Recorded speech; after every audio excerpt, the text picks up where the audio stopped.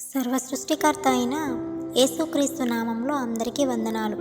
ఈ దినము బైబిల్లో ఉన్న ధైర్యవంతురాలును జ్ఞానము కలిగిన ఒక స్త్రీ గురించి మనం తెలుసుకుందాం. ఆమె పేరు అబీగయీలు.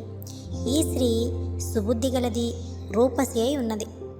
ఈమెను గురించిన మాటలు మొదటి సమూయేలు 25వ అధ్యాయంలో మనం చూడవచ్చు. ఆమె భర్త పేరు నాబాలు. అతను మోటువాడు, మూర్ఖుడు, గర్వము కలిగిన వ్యక్తి. అలాంటి స్వభావం ఉన్న వ్యక్తికి భార్యే ఈ అబీగయీలు.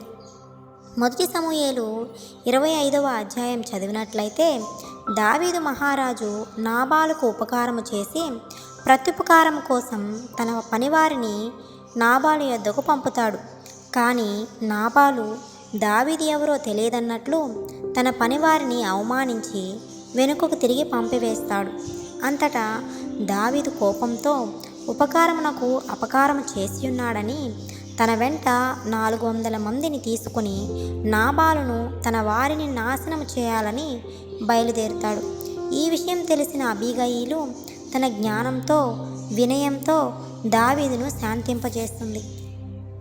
ఇక్కడ మనం గమనించినట్లయితే మూర్ఖుడైన నాబాలును, అతని ఇంటి వారిని నాశనము కాకుండా అబీగయీలు కాపాడుతుంది.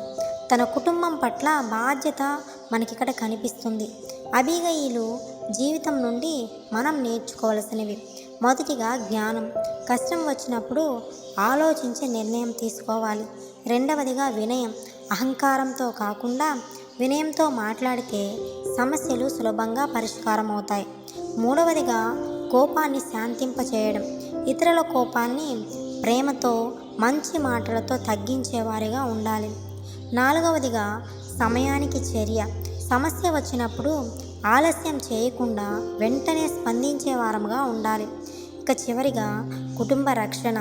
ఆమె తన కుటుంబాన్ని కాపాడుకుంది. మనం కూడా మన కుటుంబం పట్ల బాధ్యత, వినయముతో, జ్ఞానముతో నడుచుకోవాలి. God bless you all.